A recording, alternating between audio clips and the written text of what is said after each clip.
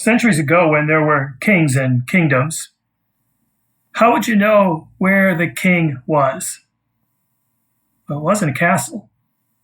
The answer to the question was the king was wherever the king's banner had been placed. And if you wanted to find the king, go to the banner. The banner is the rallying point. The banner is the center of the kingdom. The banner is the place where the king is.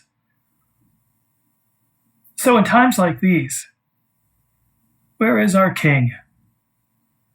Where is Jesus, the king? A great question.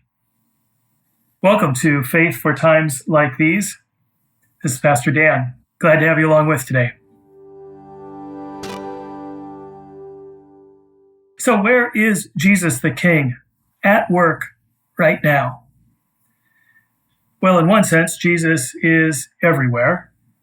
In another sense, Jesus is always in our midst.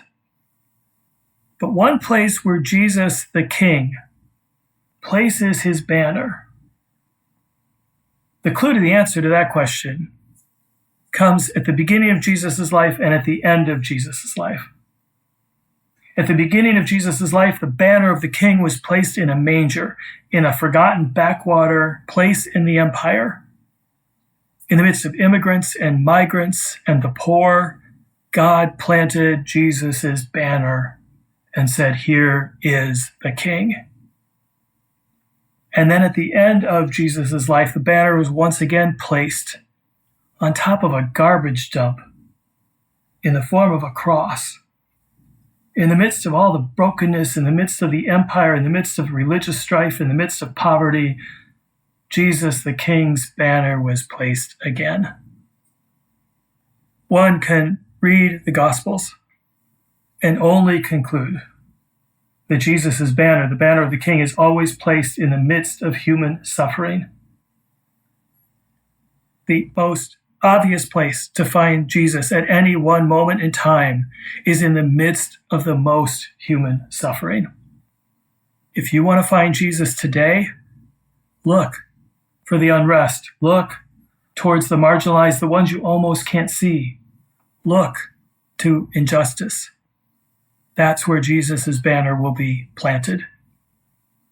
And it is disorienting when our own individual life might seem to be so full of peace, to realize that the king is somewhere else, and that we might have to set aside our peace, set aside our settled assumptions, set aside all the things we think we know about the world, and learn something new, and listen to different people's stories, to go towards that flag with an open mind, with open eyes, with an open heart, and ask ourselves, what is the king trying to do in the midst of all this suffering?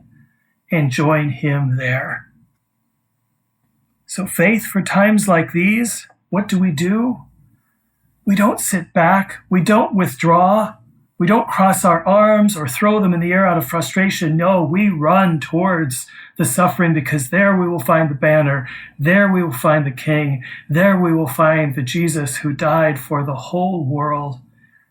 There, with open hearts, open minds, and an open table, we might meet the objects of Jesus' love, those who are suffering, and join them as we try to make a world abundant for all.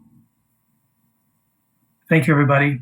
This is a time to learn, it's a time to listen, a time to transform, and a time to join the King. Have a great day.